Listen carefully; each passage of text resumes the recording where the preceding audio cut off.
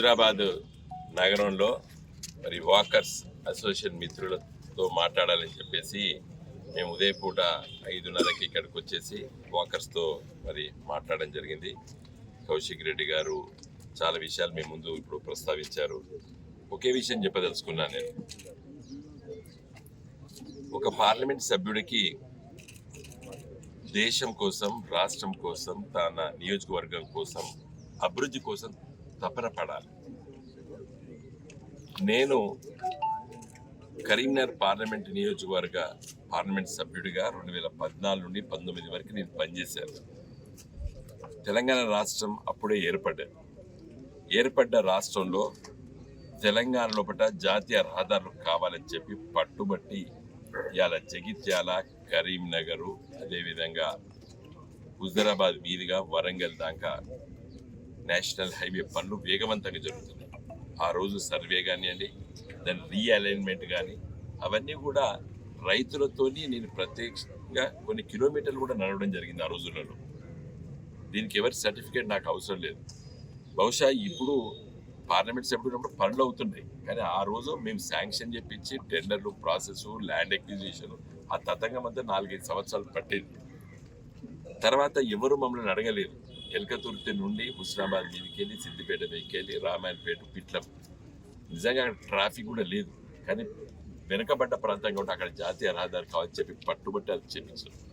ఇలా హుజురాబాద్కి ఈ bypass road వాళ్ళకి అర్థం కాక సెటిలైట్లో మ్యాప్ చూసేసి హుజురాబాద్లో ఆవల వైపు నుండి మరి జాతీయ రహదారి తీసుకొని ల్యాండ్ ఎక్విజిషన్ నోటిఫికేషన్ వచ్చిన తర్వాత రద్దు చేపించి జమ్మికుంట, హుజురాబాద్ మధ్యలోకి వెళ్ళిపోతేనే ఈ 2 పట్టణాలు అభివృద్ధి చెందుతాయని చెప్పి దాన్ని మళ్ళీ తీర్చిదిద్ది రీఅలైన్మెంట్ చేసినప్పుడు కూడా చాలా సమస్యలు వచ్చినాయి రైతులతో. వాళ్ళందరినీ ఒప్పించి మరి ఇలా ఆ పనులు వేగవంతంగా అవుతున్నాయి. కాజీపేట నుండి కరీంనగర్కి నేరుగా రైల్వే లైన్ వస్తే మరి దక్షిణ భారతదేశం నుంచి మరి పశ్చిమ భారతదేశం పోవడానికి మరి నేరుగా రైలు ఉంటుందని చెప్పి కాజీపేట నుండి మరి ఎల్లాపూర్ అంటే హసంపర్తి రైల్వే స్టేషన్ నుండి దండేపల్లి మీదకి వెళ్ళి, హుజురాబాద్ మీదకి వెళ్ళి, శంకరపట్నం, తాడికల్లు, తర్వాత అన్నారం, ఏది మన మానకొండ పక్కకు ఉంటుంది, అక్కడ నుండి తీసుకెళ్ళి కరీంనగర్ వరకు రైల్వే సర్వే చేపించడం జరిగింది నేను పార్లమెంట్ సభ్యుడిగా ఉన్నప్పుడు. అది దాన్ని రిజెక్ట్ చేసారు. మళ్ళీ మా డిమాండ్ పోని మొన్న కూడా మళ్ళీ దాన్ని రీసర్వే కూడా చేస్తున్నారు. అంటే నేను చెప్పే విషయం ఏంటంటే తపన ఉండాలి, అభివృద్ధి జరగాలని చెప్పి. ఇలా హుజురాబాదు, జమ్మికుంట ఈ 2 కూడా ట్విన్ టౌన్సే. ఈ ట్విన్ టౌన్స్ ట్విన్ సిటీస్గా మార్చాలని చెప్పి అభిప్రాయం కౌశిక్ రెడ్డి గారికి, మా అందరికి ఉన్న మా ఉద్యమకారులకు అందరికీ ఉన్నది. ఇది కరీంనగర్, వరంగల్ మధ్యన ఒక గొప్ప నగరాలుగా తీర్చిదిద్దాలని చెప్పి అభిప్రాయం మాకు ఉన్నది.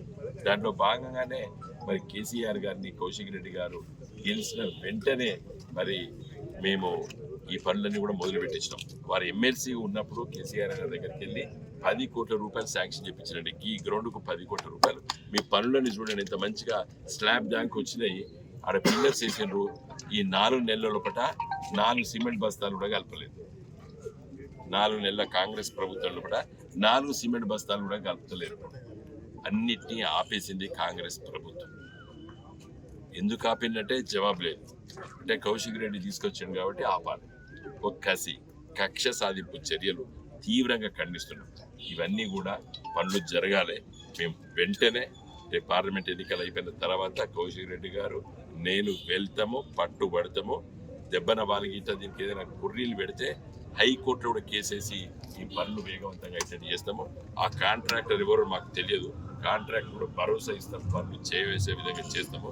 ఎందుకంటే ఒక వాకర్స్కి 10 కోట్ల రూపాయలు ఒక గ్రౌండ్కి ఇవ్వడం అంటే సామాన్యమైన విషయం కాదు. ఇది ట్రాకు, క్యాఫ్టేరియా అంటే సాయంకాలం పూట భార్య, భర్తలు, పిల్లలు, మన్మన్లు, మన్వరాళ్ళతోని ఒక ఉల్లాసమైనటువంటి వాతావరణం కావాలని చెప్పి ఆలోచన చేస్తాం. ఒకటి చిన్నపాటి రీడింగ్ రూమ్ కూడా పెట్టాలని చెప్పి కూడా మేము ఆలోచన చేస్తాం. మంచి పత్రికలు వస్తాయి, కూర్చుంటారు. ఒక క్యాఫ్టేరియా, కాఫీ టీ.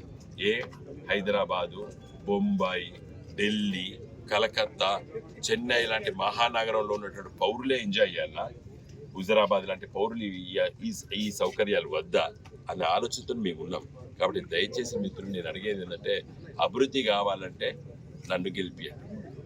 పార్టీలకు అతీతంగా కూడా మీరు మద్దతు ఇవ్వాలి. పార్లమెంట్లో చాలా సమస్యలు వచ్చినప్పుడు గొంతు విప్పి మాట్లాడేటోళ్ళు కావాలి. గత 10 సంవత్సరాల మోడీ గారి ప్రభుత్వంలో నేను చేసిన 5 సంవత్సరాల పనులు వేరే చేసుకోండి, తర్వాత చేసుకోండి. ఇలా 32 జిల్లాలు ఏర్పడితే మెడికల్ కాలేజ్ పెట్టాం, ఒక్క పైసా బీజేపీ ప్రభుత్వం ఇవ్వలేదు.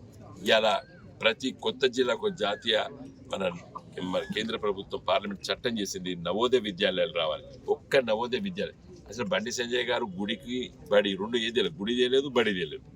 నేను గుడి తెచ్చిన తిరుపతి దేవస్థానం దేవాలయం కరీంనగర్ లో 50 కోట్లు పెట్టి ఇప్పుడు ఇలా కడుతున్నారు. తర్వాత అన్ని మతాలు, క్రైస్తవ మత పెద్దలు వస్తే వాళ్ళకు చేస్తాం, ముస్లిం మత పెద్దలు వస్తే వాళ్ళకి చేస్తాం. వాళ్ళ పాపం పురోహితులు, వాళ్ళకి ఎక్కడ దేశంలో ఎక్కడ లేదు. బీజేపీ పాలిత రాష్ట్రాల్లో కూడా దేవాలయాల్లో, మసీదులో, చర్చిల్లో మరి పూజలు చేసేటువంటి వాళ్ళకి ఆర్థిక సాయం చేయాలని చెప్పి, జీతభత్యాలు ఇవ్వాలని చెప్పి నిర్ణయం తీసుకున్నటువంటి ఒక సెక్యులర్ ప్రభుత్వము ఇవాళ కేసీఆర్ గారి నాయకత్వాన్ని నడిచేది.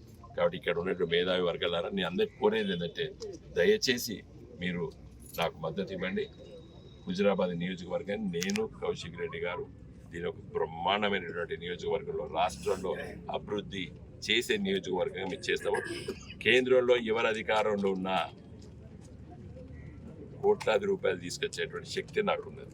తీసుకొచ్చి చూపించిన తీసుకొస్తాను.